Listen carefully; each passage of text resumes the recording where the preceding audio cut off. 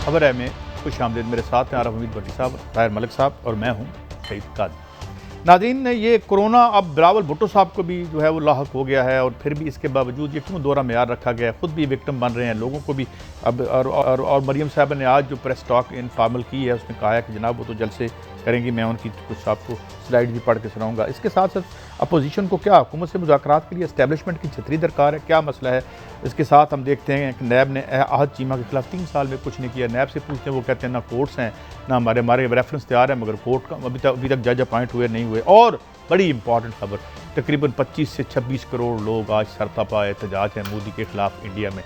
कहीं तो कोई मीनिंगफुल सियासी एक्टिविटी हो रही है। ये तारीख़ इंसानी की सबसे बड़ी हड़ताल है। यहीं पहला रिकॉर्ड बना था 1 साल पहले 20 करोड़ लोग थे, आज 25 करोड़ लोग मोदी से जो है अपने दुख लेके बाहर आ गए हैं। जी भट्टी साहब, इस पे तो अब बाद में आएंगे, बड़ी दिलचस्प स्टोरी है। मरियम साहबा ने अभी एक प्रेस टॉक भी की है, कोरोना हो गया बिलावल भुट्टो साहब को, जलसे भी करेंगी। अब आज उन्होंने ये कहा है कि कुछ भी हो जाए वालिद साहब का हुक्म है कि मैं जाऊँगी मुल्तान। कैसे देखते हैं? बिस्मिल्लाहिर्रहमानिर्रहीम। कारी साहब, आप मेरी राय जानते हैं, मैं तो जमहूरियत में इख्तलाफ को उसका हुस्न कहता हूँ और पूरा मन एहतजाज एक हक समझता हूँ पॉलिटिकल वर्कर का। लेकिन आप जो मैं कुछ बात कहूँगा माइंड नहीं कीजिए। नहीं, कभी भी नहीं।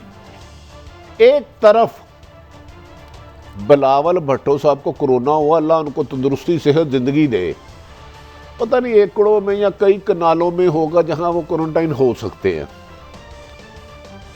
मरियम साहिबा, नवाज साहिबा की दादी को अल्लाह करवड़ करवड़ जन्नत दे, उधर कुल्लों की रस्म कह दी कि लोग ना आए, अपने इलाकों में करें, यानी कुल जो है वो उसके लिए लोग ना आए, लोग ना आए।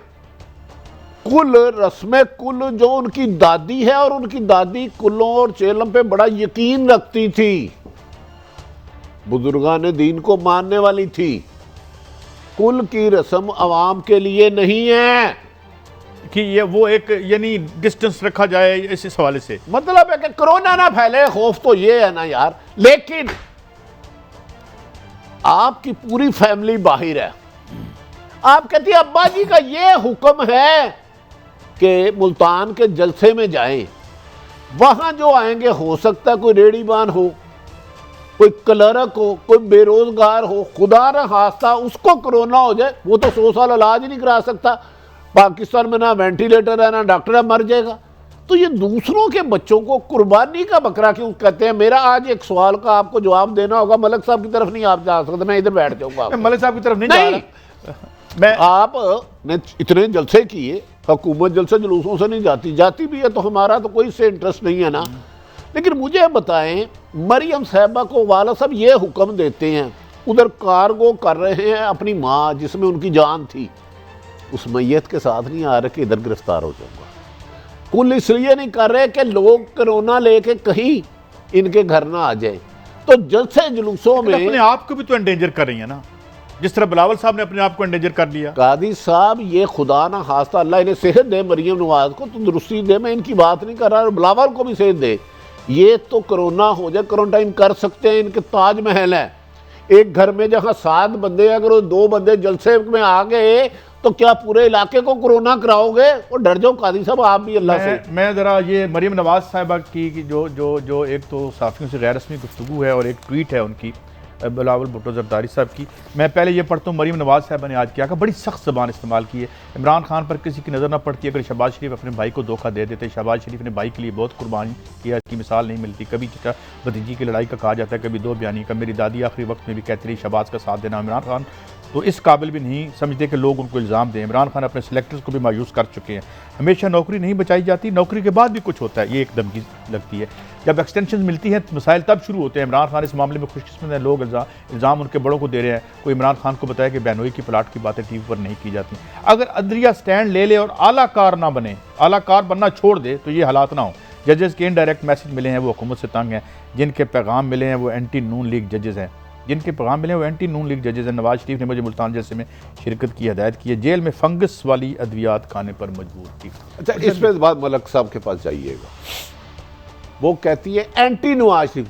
जज तो आइन और कानून के मुताबिक फैसला करते हैं। PTI, नून लीग या फलां लीग के जज तो नहीं होते, जो मेरा इल्म है क्योंकि ज़्यादातर इस वक्त जज साहबान वो हैं जो इनके दौर में आए हैं, ख़ुसूसन हाई कोर्ट में। तो जज ने तो आइन और कानून के मुताबिक फैसला होता है, एंटी नून लीग क्यों कोई होगा। दूसरा, एक बात मेरी बहन ने काबिल एहतराम मरियम नवाज साहिबा, आपको 5-6 साल पहले बात याद होगी, आपकी दादी हयात थी, आपने कहा मेरी दादी आखिरी वक्त में भी कहती रही कि शहबाज भाई का साथ ना देना, लेकिन उन्होंने आपको भी एक नसीहत की थी कि चचा का एहतराम किया करें, चचा शहबाज शरीफ का एहतराम किया करें, उनके बच्चों से प्यार मोहब्बत बढ़ाएं। दादी की ये भी नसीहत मान लें, इससे खानदान इकट्ठा होगा। इस मोहतरम शमीम अख्तर के जाने के बाद कादी मलिक साहब, आप चुप कर रोज़ा रखे हुए हैं। इनके खानदान के लिए एक छतरी थी जिसने पूरे बच्चों को शहबाज शरीफ साहब, सही कह रहे हैं आप, और नवाज शरीफ साहब और अब्बास शरीफ साहब के साहबजादों को एक छतरी इकट्ठे रखते थे, ज़रा इख्तलाफ होती थी सबको डांट के बिठाती थी।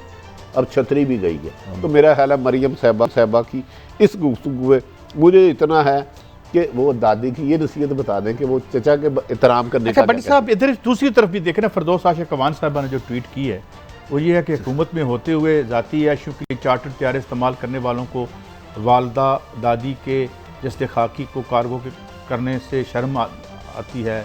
जो जेल में उनकी, यानी देखिए इस पे तो जो जेल में उनकी रिहाई के लिए वावेला किया जा रहा है, जो आज़ाद हैं उन्हें जनाजे में शिरकत की तौफीक नहीं। कैसे बदबख्त ये, मतलब इसकी ये I think this is also. इसके बाद मलिक सफर पीटीए के तमाम रहनुमा से गुजारिश है, इंशाअल्लाह मामा किसे दिए ना बिछड़ा, खुदा के लिए नवाज शरीफ साहब की वालदा ये कार्गो का लफ्ज़ चले गई हैं और खुदा के लिए इस पे सियासत ना करें। सॉरी मलिक साहब, मेरा सवाल है आपसे प्लीज, ये जो टॉक है ये अज़्म है, हिम्मत है, जुर्रत है या डेस्परेशन है? आई थिंक मिक्स है। मुझे जो मैंने आज काफ़ी रिपोर्टर से बात की है, उस पर हमारे अपने आसम भी शामिल हैं जो हमारे GNN के हैं, बाकी दोस्तों से भी बात की है। जो ये मेरी असेसमेंट है, थोड़ी मैं इन्फॉर्मेशन भी दूंगा। एक चीज़ आपने मेंशन नहीं की, उन्होंने एहसास इदारों के अफराद का भी नाम लिया है, वो मैं नहीं नाम ले सकता, उन्होंने मुझे बताया 5-6 दफ़ा ना लिया। मतलब जो मैं पॉइंट आपसे रेज, दो चीज़ें बड़ी ही सीरियस है के बारे में क्या दो चीज़ें, जो एक तो ये बात जो आपने कही है कि हाजिर सर्विस जजिस के पैगाम आ रहे हैं मुझे, और उन्होंने ये बताया कि उस पाकिस्तान का जो सबसे एक बड़ा इदारा है, हसास इदारा, उसमें बेचैनी है। ये दो चीज़ें कहना, और सबसे बड़ी जो मैं समझता हूँ अहम बात ये है कि ये जो ये लोग इकट्ठे हुए ना हमारे जर्नलिस्ट भाई, ये जो बीट रिपोर्टर है, ये ताज़ियत के रेफरेंस ये बेचैनी की ख्वाहिश है या बेचैनी है? मेरा कॉन्सेप्ट थोड़ा सा मेरा ले लेना। ये मीटिंग उनकी तय थी, मगर ये मीटिंग हुई है उनकी दादी के इंतकाल के हवाले से। हमारा एक कल्चर है, हम इंसान है, अफसोस के हवाले से। तो जब आपके पास कोई बंदा ताज़ियत के लिए आए ना, तो आपका टोन जो है, जो गुफ्तगू है, वो इस तरह नहीं होती। उसमें जिस लेवल पे मरियम गई हैं, मेरे ख्याल में ये डेस्परेशन है। मरियम ने ये फिक्र सुना, दो मरियम के कोटेड फिक्रे मैं आपको दो देता हूँ। मरियम ने कहा कि अब मेरी ज़िंदगी का कोई मकसद नहीं है स्वाय इसके, हालांकि मैं बड़ी कंफर्टेबल ज़िंदगी गुजार सकती हूँ, ना मैं कोरोना से डरती हूँ। उसने कहा जेल में जो मुझे खाना मिलता था उस पर पहले चूहे गुजरते थे। नहीं, ये आपने नहीं बताया, फंगस वाली दवाइयां चूहे वाली गल नहीं तुसी दसी है, चूहे मैं ऐड कीते चलो चूहे मेरे पास खाती थी, नहीं वो खाने के ऊपर से चूहे गुजरते थे तो डिस्टर्ब बात। फिर उन्होंने ऐसे अल्फाज भी यूज किए कि मैं जब तो मुझे मैं वो यहाँ यूज नहीं करना। आपकी बड़ी साहब मेरा सवाल है, अब मैं खबर दे दूं सिर्फ वेरी एग्रेसिव। एक तो मरियम साहिबा ने अगर खसास अदारों के बारे में कहा तो खसास अदारे 2-3 अफराद के बारे में कहा, तो वो हमसे बहुत ताकतवर है, वो जवाब दे, हमने उनका जवाब तो नहीं ना देना, हमने तो अपने। मैं बताता हूँ, मरियम साहिबा जो पर्ची पे लिख के देती थी, जो जूस पाकिस्तानी या बैरून मुल्क, जितना जितना खाना कहती थी, जो चीज़ कहती थी, स्वीट डिश की बहुत शौकीन है, वो सब चीज़ें आती थी एज इट उनके अपने ज़ाती बर्तनों में। तो ये स्टेटमेंट ऑफ फैक्ट्स नहीं है इसका मतलब? भाई मेरी इन्फॉर्मेशन ये है, नैब के अभी कोई ले ले, उसके बाद जेल हकाम को ले ले, उस वक्त तो जेल का जो सुप्रिटेंडेंट था वो तो इनका जाती मुलाजम था, मैं उसको भी जानता हूं। वो रात को जो जेल के अंदर जेल डिप्टी सुप्रिटेंडेंट की रिहाइशगाह है, किस किस से मुलाकातें कराते थे, वो तो इमरान खान साहब बादशाह आदमी है, बड़े आदमी हैं, हम उन्हें कुछ नहीं कहते। बाकी जेल तो VIP मरियम की स्टेटमेंट है, मैं मरियम की स्टेटमेंट मेरा दे रहा साहब का हूँ, सुन कहना लेना है ना, सुन मैंने तो खबर दे दी है ना साहब। मैं आपको चैलेंज नहीं कर रहा। मरियम की स्टेटमेंट ये है कि मेरे साथ जो हुआ है जेल में मैं बयान नहीं कर सकती, मेरे साथ इतना बुरा है, मैं खौफजदा आप नहीं कह रही रही, हैं सारे कि खौफ उनके निकल खाने गए। से चूहे निकले, आप कहते हैं बयान नहीं कर सकती, ये और क्या होना बाकी मैं नहीं ना बता रहा। कैमरे वाली बात भूल गए आप। कैमरे वाली बात भूल गए आप। मुझे बताया ना, भिंडी चूहा होता है, ये डिश है ही नहीं। बट कैमरे वाली बात भूल यार गए एक आप। मिनट, मैं एक सवाल आपसे पूछता हूँ। अब उनका कहना जी कि इदारों में बेचैनी है और जजेस के, इसका मतलब ये है कि मुस्लिम लीग नून अपना तहफ़्फ़ुज़ देख रही है कि इदारों में स्प्लिट हो जाए। देखिए ये तो ख्वाहिश लगती है ना। मैं जिस अदारे की मेरे ख्याल में ये इस्टेब्लिशमेंट की बात कर रहे हैं, उनका ISPR बहुत मजबूत है, उनके खुफिया अदारा बड़ा मजबूत है, इस मामले में वो जवाब दे। अगर वो कह रही हैं तो उन पर इल्ज़ाम लग रहा है, उन्हें सामने आना चाहिए। ISPR की प्रेस जो DG हैं वो उन्होंने कहा था, उन्होंने तो इस हवाले से किया था। तो अब ये है कि गोया एक कोशिश की जा रही है, क्योंकि भट्टी साहब अब सफबंदी साफ हो गई है इमरान खान की कल की उन्होंने तकरीर के तो बाद। सारे फायर खोल दिए मरियम ने। अब नहीं सफबंदी सामने आ रही और उन्होंने एक लफ्ज़ जो सुना है, बयानिया काजी साहब आप पूछे, उन्होंने कहा कि मेरी जिंदगी का अब एक ही मकसद है, वो मकसद मैं इन्होंने कोडिट कर बताया। रहा हूँ। मगर मुझे काजी साहब, जो आपने पहला भट्टी साहब से सवाल किया था, मुझे आपसे सवाल है कि इस मुल्क में कोई हुकूमत है, या मेरे दोनों से आपसे मैं सवाल करना। आज मौलाना ने लड़काने में जलसा किया है, 29 को लोड दीर में जमात इस्लामी कर रही है, 30 को मुल्तान में जलसा हो रहा है, और मरीम ने आज फिर कहा उसने हर हालत में मैं जलसा करूंगी, मैं कोरोना से भी नहीं डरती। मेरा सवाल है, इस मुल्क में कोई हुकूमत है ये जो जलसे रोक यार सके? गल सुनो, मेरी सारे गल, मिले मेरी गल तो सुनो, मेरी गल जीवन दोगे, अगर रोक दें तो जमहूरी हक आपने छीन लिया है, ये करने दें तो हुकूमत है। भट्टी साहब की करिए। काजी साहब आप बादशाह, हुकूमत भी नहीं लगती, मैं माफ़ी चाहूँगा। हुकूमत जिन्होंने बनवाई जिस अवाम ने, वो तो उनको सीधा टारगेट करने लग पड़ी हैं। अब इतने बड़े ताकतवर अदारे अगर खामोश हो गए हैं, तो दूसरी बात, मरियम साहिबा आप जलसों में जाएं, आपका हक है, लेकिन दादी के कुल्लों पे भी लोगों को आने दे, कोई बात नहीं। ये जरा दादी के लिए फातिहा ख्वानी करेंगे, अल्लाह ताला उनके दर्जात बुलंद करेगा। अल्लाह ताला सबको जो सुमान में रखे। ये ख्वाजा आसिफ साहब भी कुछ कह रहे हैं। ये वही मरियम 2 है ना, आप देखें, आपको समझ आ रही है मैसेज किधर जा रहा है। अब मैसेज ये जा रहा है डेस्परेशन का कि मुझे ये मेरी असेसमेंट है कि हमारे हाथ कुछ नहीं आ रहा, अब हम स्वाय मतलब मलिक साहब चीज़ों को डिस्टर्ब कर रहे हैं, बता रहे हैं। मलिक साहब, पाकिस्तान का हर इलेक्शन 70 को छोड़ दें तो कंट्रोवर्शियल था, ठीक है। ये जिन इलेक्शंस के नतीजे में आए, भट्टी साहब 10 दफा स्टोरी दे चुके हैं कि वो कितने कंट्रोवर्शियल थे। तो इसी निजाम में आपने हुकूमत की, अब क्या हो गया है? नहीं तो ये कंट्रोवर्सी के साथ ही पासन चलाना है तो चल रहा है। तो फिर यही अमेरिका में नहीं है कंट्रोवर्सी, ये बहस तो रखें, रूस में नहीं है कंट्रोवर्सी। कंट्रोवर्सी, किधर फौज की तरह परेड होती है सारी सियासत में, वही तो ग्रो होता है। ख्वाजा आसिफ साहब सीनियर सियासतदान वज़ीर, ठीक है ना, उन्होंने लफ्ज़ का थोड़ा सा मेरा हाल सुन नहीं सपाए। स्पीकर के घर होती थी इस्टेब्लिशमेंट की सरपरस्ती में, तो आर्मी चीफ को चाहिए ना कम से कम कि इनसे पूछे कौन जाके इनके साथ मुज़ाकत करा, डील करा उनकी इजाज़त के बगैर।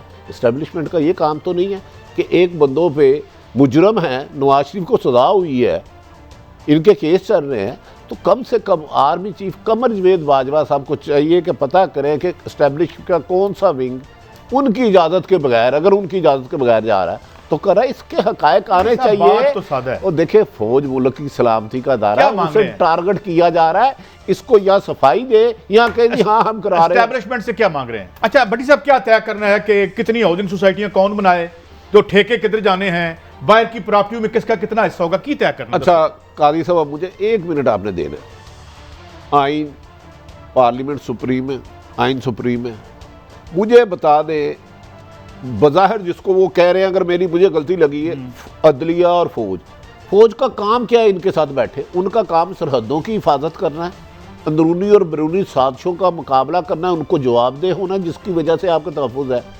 क्यों बैठे इनके साथ, या हुकूमत के साथ भी क्यों बैठे? हाँ, एज ए आर्मी चीफ वो जाए, जो प्राइम मिनिस्टर का प्रोटोकॉल है उसके मुताबिक वो बात करे। हमारा दिल करता है हमने सुप्रीम कोर्ट पे हमला करना हो तो तामन करो। नहीं मलिक साहब, मुझे बताए ना ये किस तरह हाल है कि एक तरफ कहते हैं कि आप एस्टैब्लिशमेंट मुदाखलत करती है, उसने और एक तरफ कह रहे हैं मुदाखलत करो, दूसरी तरफ कहते हैं नहीं वो भी बैठे, और अदलिया किस कैपेसिटी, मुझे नहीं समझ आ रही। मुझे भी नहीं समझ आई वैसे ये सवाल। मुझे भी इंसाफ नहीं मिल रहा 1.5 साल से, आपको पता है जो फ्रॉडिया कर रहा है, बिल्कुल सही, वो केस सुप्रीम कोर्ट में भी जा चुका है। सुप्रीम कोर्ट में जादुल एहसन साहब अब भी हैं, मैंने 3 जज साहबान को भेजा है, लेकिन हमारी तो इतनी हिम्मत है ही नहीं कि किसी के खिलाफ नहीं, बात हिम्मत हम जो कर सकते हैं कर दें। आपने बताया रेटिंग के खिलाफ अपना सबसे बड़ी अदालत में चले गए, इससे ज्यादा एक सिटीजन क्या कर अब सकता है? ये मोहतरमा, ये जो ख्वाजा साहब फरमा रहे हैं कि दो साहब अदलिया पार्लियामेंट अपोजिशन हुकूमत 100 दफा बैठना चाहिए, हम इंडिया के साथ बात करते हैं, इनको नहीं। लेकिन आर्मी, अगर ये आर्मी की तरफ इनका इशारा, मैं नहीं कहता, और अदलिया क्यों इनके साथ बैठे, मुझे कानूनी लीगल पोजीशन बताएं। अच्छा, एक साइड तो एक तो पहले तो थोड़ी सी मैं उसमें एक एडिशन करना चाहूँ, मौलाना भी उस लिस्ट में शामिल है कि मुझे ये ऑफर्स आ रही हैं इस्टेब्लिशमेंट की तरफ से, जो आप सवाल कर रहे हैं। मेरा अपना ख्याल है, दूसरी तरफ जो मुझे इतलात आ रही हैं, इस्लामाबाद से इतलात दी हैं कि इस्टेब्लिशमेंट ने कहा भाजी नवाज इमरान खान साहब तुसी जानो तो ਤੁਹਾਡਾ पाकिस्तान जाने, उसका सबूत ये है जो मैं बात कहना चाह रहा हूँ कि इस्टेब्लिशमेंट अपने आप को पोलिटिकली डील लिंक कर रही है, अपने आप को बाहर निकाली सारे खेल से। उसका सबसे बड़ा सबूत है नवाज इमरान खान साहब 9 महीने के बाद काफ लीग के किसी बंदे से मिले हैं जाके, वो खुद ये तो अपने अच्छी बात है, पाँव ये तो से चल के positive हो गए गया हैं। ना। मैं आपको एविडेंस दे रहा हूँ कि ये एस्टेब्लिशमेंट को भी समझ आ गई है कि हमें भी कुछ ना कुछ बदलना होगा। मलिक साहब, परवेज मैं ये लाई कह साहब का घर ज़हूरुल्लाह रोड पे है, पाँव पे चल के जाना था, किश्ती में जाना था और उन्होंने स्विमिंग करके नहीं, जाना था। पीएम साहब ने अजीबोगरीब बात है। भट्टी साहब देखें, आप स्पीकर का एटीट्यूड देखें कितना बदला हुआ है, वो बार बार दावतें दे रहे हैं, बैठो नहीं, बातें फिर करें। बताऊं, ये क्रेडिट जरदारी को दे, उन्होंने मलिक साहब ये तसल्ली है, चौधरी से इन्होंने खबर तो ले लें। चौधरी से वहां से बात कर ली थी और इन्हें खदशा था अगर चोई सब खुल के आ गए तो हुकूमत का बचना नामुमकिन है, जिसमें 9 आजाद MNA जो बाद में इधर आए हैं परवेज लाई से मुलाकात कर चुके थे। बाकी सा खबरां दे बाद। अच्छा भाई, एक खबर और बड़ी दिलचस्प है और मोहसन दावर साहब की एक ट्वीट है। कहते हैं मैं इसको तर्जमा भी कर दूंगा। I would like to announce that I will no longer be participating in PDM's जलसाज and meetings. I have come to this decision after detailed consultation with my colleagues, friends and supporters. PTM to PDM से बाहर निकली, ये बकौल इनके। हाँ, ये तो मौलाना ने 3 दिन पहले कह दिया था ना, ये तो अपने घर की लड़ाई शुरू हो गई। PDM है बिलावल साहब भी, ये जो लकीर है ना, एक लकीर, एक पैर उनका इस तरफ है, पीपल्स पार्टी का एक इस तरफ है, इस तरफ कभी इधर दिखा देते हैं, कभी इधर दिखा देते हैं। महमूद हाथकजी का और मौकफ है, अख्तर मैंगल का और मकसद है, नून लीग का टारगेट अहम अदारा क्योंकि ताकतवर है, मैं तो नाम लेने से डरता हूँ, और इमरान खान, इनका मकसद तहरीक चलाने का मुझे आज तक समझ ही नहीं आई है क्या है। एक तरफ कहते हैं इस इमरान खान को बाहर निकालो, बाहर निकालो, कैसे निकालो, उसमें इत्मीनान दे दो या सुबह रिजाइन दे दो। मैं मकसद बता देता हूँ, इस मुल्क की माशी हजामत हुई है इम्प्यूनिटी के साथ, बगैर किसी डर खौफ के। हमारे बच्चे आज भूख से मर रहे हैं, तो वो कहते हैं कि ये हमारा राइट बहाल कर दो। मैं ये नहीं कहता कि अब ठीक हो गया, अब भी वही हो रहा है, आज भी वही माफिया सरगर्म अमल है, लेकिन बात क्या है कि कब्जा सादा होना चाहिए। और की गल है भट्टी साहब, कब्जा के बारे में इमरान खान साहब ने भी कहा है, कल कब्जा ग्रुप की चीजें निकलेगी, अगर मेरिट पे कर दिया तो फिर PTA के 5-4 MP और MNA कम हो सकते हैं। और एक आला अफसर इमरान खान साहब, अहम तरीन अफसर, एक कब्जा ग्रुप के घर में गया, 12 बंदे उसकी जगह फील्डिंग लग गई, खत्म करने के लिए, कब्जा ग्रुप खत्म करने के लिए। उसने कहा कि मेरा कुछ करो, अच्छा हिस्सा लो। 12 फील्डर खड़े कर दिए गए। अब फील्डरों के मुताबिक पुलिस की जो टर्म समझते हैं वो समझ गए हैं, लेकिन अल्लाह करे कि आप क्रॉस दी बोर्ड एहतसाब कर सके कब्जा ग्रुप के खिलाफ। ये अरबपति लोगों के पास जितने महलात हैं मेरे सामने जो बने हैं, इसमें बेवा यतीमा के खून और ज़मीनें शामिल हैं, 1-2 नहीं, हजारों केस, मतलब सब हजारों। कब्जा ग्रुप का क्या है, आपकी करोड़ रुपए की जगह ना कादी साहब सानू 20 लाख दी दे दो तो बाद में 15 लाख मिलेगा, और ये तो 15-20 तो टॉप 10 है, ऊपर 20। मुझे समझ में नहीं आती ये क्रॉस दी बोर्ड कैसे करेंगे, ये तो कुछ सियासतदान अंदर होने पड़े साहब। बेनोई का घर और पे एक कब्जा नहीं पुलिस वाला, और वो बेनोई वाली कहानी में किसी दिन पूरी सुनाऊंगा भट्टी साहब, वो जैसे वो फरमा रहे हैं उससे ब्रेक है, एक ब्रेक है, और ब्रेक पे आएंगे तो तला साहब ने भी कुछ बात की, बड़ी दिलचस्प है नाज़रीन। ब्रेक से वापस आएंगे वो आपको दिखाएंगे भी और उस पर तजिया भी लेंगे। एक ब्रेक के बाद वेलकम बैक जी। अब लगे हाथ ही हमें सुना दें तलाल चौधरी साहब ने जो करना है। मैं आपको क्लियरली बता दूं, इस वक्त हुकूमत और जो एक एस्टेब्लिशमेंट वहां पर बहुत बड़े हल्के जो है वो एक इस साइड पर जा रहे हैं कि भी इसको तस्लीम कर लेना चाहिए, क्योंकि हम प्रेशर शायद बर्दाश्त ना कर सके। सो कौम के सामने हकायक अरे तलाल चौधरी साहब, आप कह रहे हैं कि हुकूमत भट्टी साहब हुण गल इत्थों तक आ गई है। अच्छा, तलाल चौधरी साहब की बड़ी पेनिट्रेशन है एस्टेब्लिशमेंट में कि इन्हें पता है कि उन पे कितना कितना प्रेशर है और वो कबूल भी करने लगे हैं। इनके कान में किसी ने बताया, इसराइल के वाले से तो कह रहे हैं। अच्छा, इसराइल की एस्टेब्लिशमेंट से इनके राब्ते हैं। नहीं, ये कह रहे हैं हमारी एस्टेब्लिशमेंट है और ये खुल के बात नहीं, ये कह रहे हैं ना दबाव है उन पर और वो तस्लीम भी करने लगे और कौम को खुल के बता दे। हालांकि प्राइम मिनिस्टर की क्लियर कट आई है कि जी हम तस्लीम नहीं कर रहे। अच्छा, हालांकि तलाल चौधरी को ये चाहिए, इनकी इत्तेहादी जमात है पीडीएम में, पीपल्स पार्टी, बाकी इसराइल को तो अल्हम्दुलिल्लाह हम तस्लीम नहीं करेंगे, ये तो कायदे आज़म की बात और हम कोई मुसलमान नहीं करेगा। एक मुबैना अगवा के जाली खबर चलवाई कि इन्होंने कराची की, यहाँ सही होगी, सिंध हुकूमत ने एक रिपोर्ट की थी कि वही जारी करवा ले। मलक साहब अब शर्मा गए हैं। नहीं, मैं कमेंट जरूर करूंगा। नहीं, गल आप लोगों का, मैं आप दोनों की इज्जत करता हूँ, मैं लड़ नहीं सकता आपसे, मगर मुझे बताएं 70 साल की ज़िंदगी में जो मेरी भी कुछ इसमें शामिल है, कभी किसी पाकिस्तान का इसराइली टेलीविज़न पर इंटरव्यू है? आप इसको बिल्कुल ही मतलब और यार कभी 70 साल की हिस्ट्री में 25-30 सहाफ़ी एक मुजरम की स्पीच के लिए सुप्रीम हाई कोर्ट गए हैं? कभी हुआ ये भी नहीं हुआ, ये भी काबिल नहीं, शर्म अच्छा, है। काबिल शर्म है। उनमें से मैं कुछ काबिल शर्म लोगों ने वापस ले ली। किन्होंने? नहीं, वो बड़े तो वफादार लोग हैं, वापस कैसे ले लिया? आप गलत खबरें ना। भट्टी साहब, ये काबिल शर्म बात है। कुछ लोगों ने लिए। अच्छा, हो सकता है, पॉसिबल है मेरे नजर। मगर आपने मेरी बात का जवाब नहीं दिया। ये अभी की डिस्कशन शुरू हो गई है पाकिस्तान में, ये वो आसमान से आगे इसराइल एकदम। यार वो कहते हैं, मलिक साहब माफ कीजिएगा, वो कहते हैं कोई बिजली गिर पड़े, खत्म हो जान, सुनिया हो जान गलियां ते विच मिर्जा यार फिरे, बस सारी गल इतनी है कि गेट अस इन।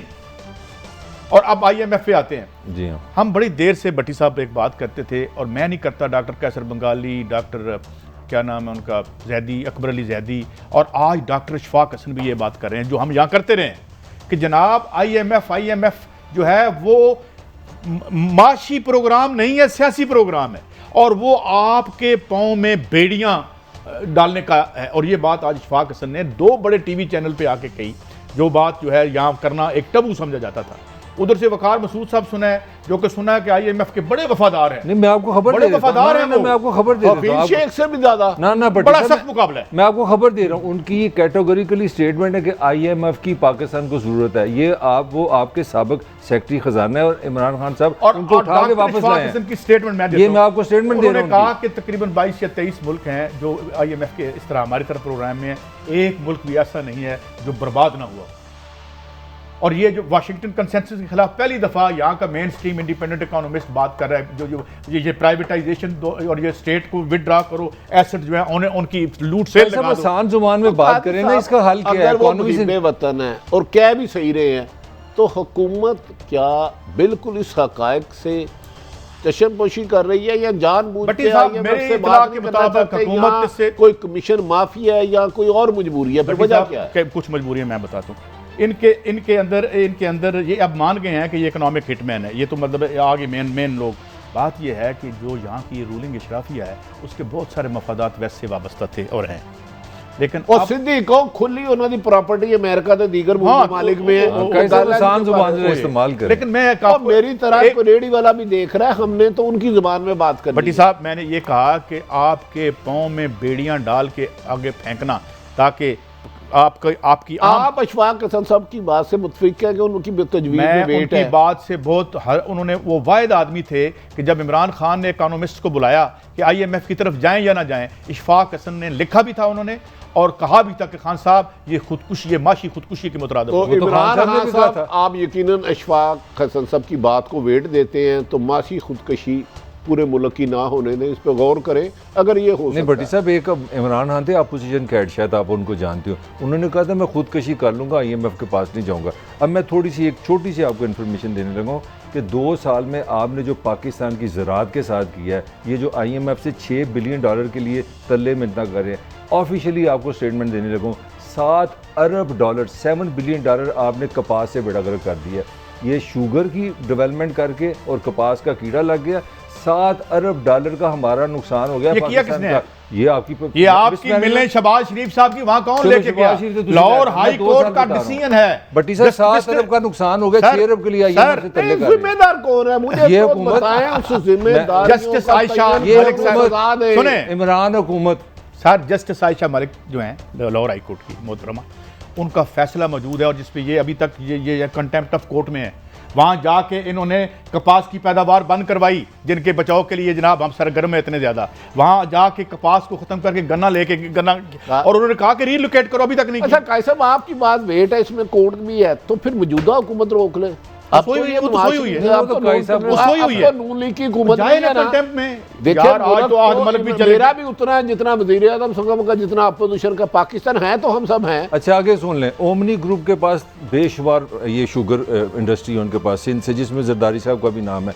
उनके साथ मुकम्मल की खबरें चल रही हैं। इनोसेंट हो चुकी हैं, उनको क्यों ला रहे हैं? नहीं, उनकी मुकम्मल की खबरें आ रही हैं। ये कह रहे हैं जिम्मेदार नैब के जो लोग हैं, हम जब हमारी कभी नहीं बताया ना इसका जिम्मेदार कौन है? ओमनी ग्रुप किधर गया? पहले खबरें आई थी जी कि हमें तो 1-1 रुपया का पता चल गया किधर गया।